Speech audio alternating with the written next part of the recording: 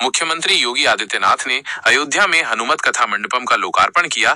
पाकिस्तान पर साधा निशाना।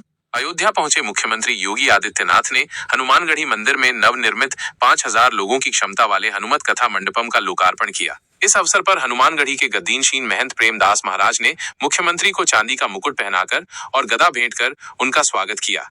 कार्यक्रम को संबोधित करते हुए मुख्यमंत्री योगी आदित्यनाथ ने हनुमत कथा मंडप के निर्माण में योगदान देने वाले हनुमानगढ़ी से जुड़े गद्दीनशीन और सभी पट्टियों के संत महंतों का आभार व्यक्त किया। उन्होंने इसे एक अच्छा कार्य बताया। मुख्यमंत्री ने अपने संबोधन में पाकिस्तान पर भी जमकर निशाना साधा। उन्होंने कहा कि पाकिस्तान अपनी 75 वर्ष की आयु पूरी कर चुका है और उसके कर्म ही उसे ले डूबेंगे। उन्होंने पाकिस्तान पर निर्दोषों को मारने का आरोप लगाते हुए कहा कि भारतीय सेना ने 24 के बदले 124 आतंकवादियों को ढेर किया है। उन्होंने जोर देकर कहा कि पाकिस्तान की धरती पर आतंकवाद पनप रहा है। मुख्यमंत्री योगी आदित्यनाथ ने शहीद लेफ्टिनेंट शशांक तिवारी को भी श्रद्धांजलि दी, जो अयोध्या के ही लाल थे और भारत के पूर्वोत्तर में सीमा की सुरक्षा करते हुए शहीद हुए थे। उन्होंने कहा कि सरकार ने शहीद के परिजनों को 50 लाख रुपए की सहायता, परिवार के एक सदस्य को नौकरी और जवान की स्मृति को बनाए रखने के लिए एक स्मारक बनाने का निर्णय लिया है। कार्यक्रम के बारे में गद्दीनशीन महंत प्रेमदास के उत्तराधिकारी डॉक्टर महेश दास, महंत गौरी शंकर दास, हनुमानगढ़ी के वरिष्ठ पुजारी हेमंत दास और राजू दास ने जानकारी दी। हनुमान जी कृपा से राम मंदिर के बाद जो है दूसरा कार्यक्रम सबसे बड़ा ऐतिहासिक कार्यक्रम था। ये हनुमानगढ़ी में श्री पंच रामानंद निर्वाणी अखाड़ा के अध्यक्षता में पूरा कार्यक्रम ये अच्छे संपन्न हुआ और मुख्यमंत्री जी को निमंत्रण देने गए थे। निमंत्रण उन्होंने स्वीकार किया कि मुझे 24-25 को दिल्ली आना है और 23 को कार्यक्रम जो है शुभ मुहूर्त बनता है। उस निकाल करके समय हनुमान जी का दर्शन किए, दर्शन पूजन करके आकर के इस कथा मंडप का उद्घाटन किया गया। कथा मंडप बन गया। जैसे मान लीजिए पहले हनुमानगढ़ी ऊपर में भंडारा वगैरह होता था या कोई कार्यक्रम होता था तो जगह कम पड़ता था, तो हमारी पंचायती व्यवस्था ने निर्णय लिया कि कोई अच्छा चीज़ हाल बनना चाहिए, काफ़ी कमरे बनना चाहिए कि बाहर से जो संत लोग आते हैं कम से कम कोई कार्यक्रम करें और रुक सकें यहाँ पर जो है, इसलिए बने।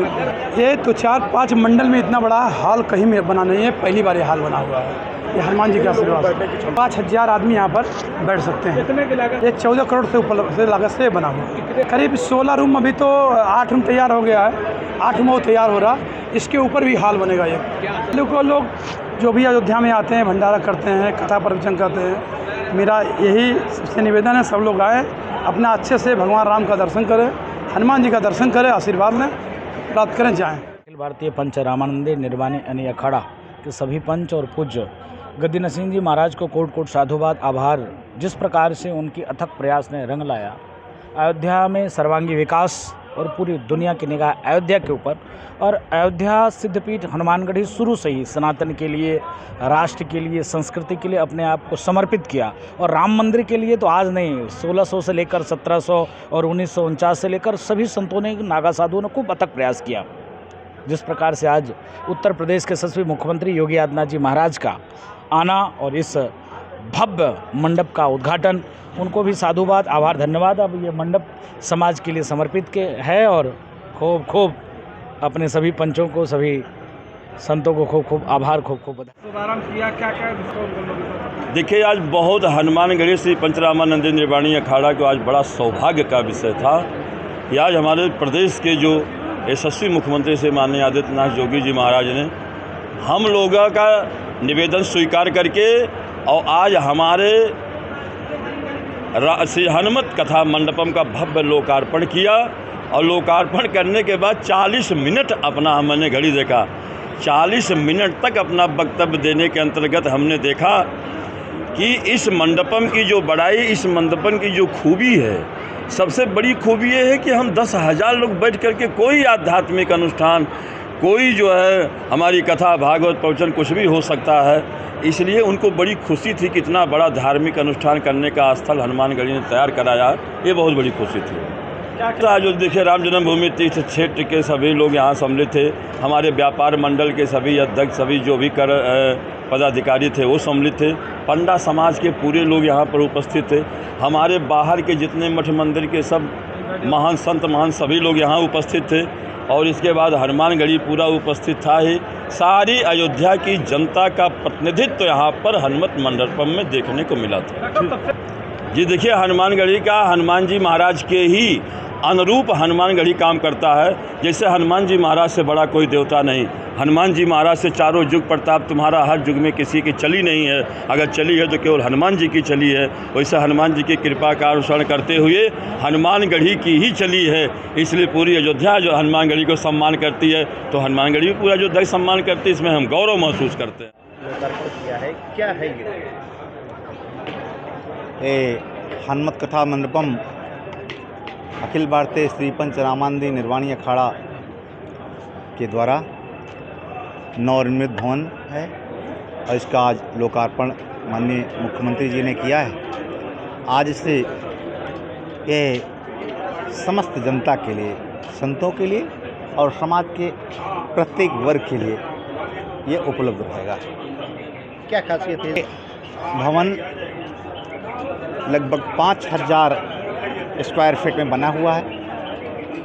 इसमें 5000 व्यक्ति एनी टाइम बैठ सकते हैं और अभी तो इसमें 16 कमरे हैं और लगभग 50 कमरे और भविष्य में निर्मित होने की तैयारी में हैं और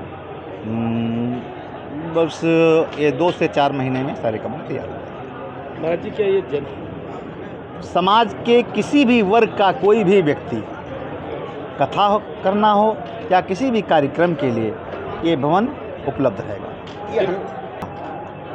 मैं जब आपसे बात कर रहा हूँ और रामानंदी निर्वाणी अखाड़े के बारे में बात कर रहा हूँ, तो हमें कहने की ज़रूरत नहीं है कि सनातन धर्मावलंबियों के लिए ही बात कर रहा हूँ।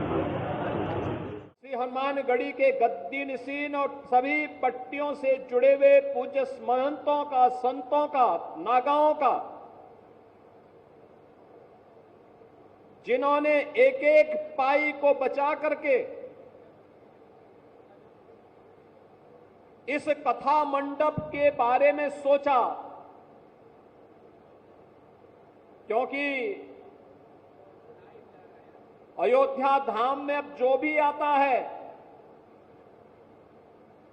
2 जगह 3 जगह जाने में वह कभी चूकता नहीं। श्री राम जन्मभूमि में, श्री हनुमानगढ़ी में और सरयू मैया के घाट पे जाकर के मां सरयू का सानिध्य प्राप्त करने के लिए। पाकिस्तान पे हमला तो भारत की सेना ने नहीं किया था, उसने हमारे निर्दोष लोगों पर प्रहार किया था, धर्म पूछ करके गोली मारी थी। 3 वर्ष तक के बच्चे को गोली मारी थी। कानपुर के शुभम द्विवेदी को मात्र 2 महीने पहले शादी हुई थी उस युवा की, उसकी पत्नी के सामने गोली मार दी गई।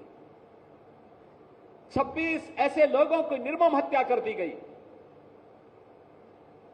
और उसके बाद 24 के बदले 124 लोग भारत के बहादुर जवानों के, भारत के तीनों सेनाओं के द्वारा संयुक्त रूप से की गई कार्रवाई में इतने 124 से अधिक आतंकवादी मारे जा रहे हैं। तो गलती भारत की नहीं, पाकिस्तान के उन लोगों की है जो लोग पाकिस्तान में बैठ करके आतंकवादियों को प्रश्रय दे रहे हैं, आतंकवाद को पनपा रहे हैं। और ये आतंकवाद, मैं विश्वास के साथ कहता हूं, ये पाकिस्तान को ही ले डूबेगा एक दिन। ज्यादा दिन नहीं रहे पाकिस्तान के पास। वैसे भी हमारे एक पूज्य संत ने घोषणा की थी कि पाकिस्तान तो ये भविष्यवाणी है, पाकिस्तान का आध्यात्मिक जगत में कोई अस्तित्व नहीं है। और याद रखना, जिसका अपना वास्तविक अस्तित्व न हो तो वह कृत्रिम होता है, और कृत्रिम कोई भी चीज होगी उसकी एक निश्चित लाइफ होगी, उससे ज्यादा नहीं। 75 वर्ष बहुत जी लिया पाकिस्तान, अब उसका समय आ गया है, वो अपने ही कृत्यों से अब अपनी सजा पा रहा है। लेकिन आज भारत के बहादुर जवान जिस मजबूती के साथ पाकिस्तान को उसका जवाब दे रहे हैं। हर भारतवासी को अपनी सेना की यूनिफॉर्म पर, रक्षा बलों के अपने बलों पर के जवानों पर, आज बहनों और भाइयों, ऐसे ही अयोध्या का एक लाल भारत के पूर्वोत्तर राज्य की सीमा पर रक्षा करते हुए शहीद हुआ है। मैं इस अवसर पर श्री शशांक तिवारी, जो लेफ्टिनेंट के रूप में वहां पर कार्य कर रहे थे, भारतीय सेना के जवान थे, उनकी शहादत को नमन करते हुए विनम्र श्रद्धांजलि अर्पित करता हूं और परिवारजनों के प्रति अपनी संवेदना भी व्यक्त करता हूं। हमारी सरकार ने तय किया कि हमारी सेना हो या अर्धसेना, देश की सुरक्षा के लिए या आंतरिक सुरक्षा के लिए जो भी जवान शहीद होगा, सेना अर्धसेना बल के लोग तो उस परिवार को सहयोग करेंगे ही, हम राज्य सरकार की तरफ से भी उस परिवार को 50 लाख रुपए की नगद सहायता देते हैं। परिवार के एक सदस्य को सरकारी नौकरी भी देते हैं और साथ साथ उस जवान की स्मृति को बनाए रखने के लिए स्मारक का निर्माण भी हम लोग करते हैं। बहनों और भाइयों, हमें इस बात को याद रखना होगा कि सनातन धर्म के कारण ही हमारा वजूद है, हमारा अस्तित्व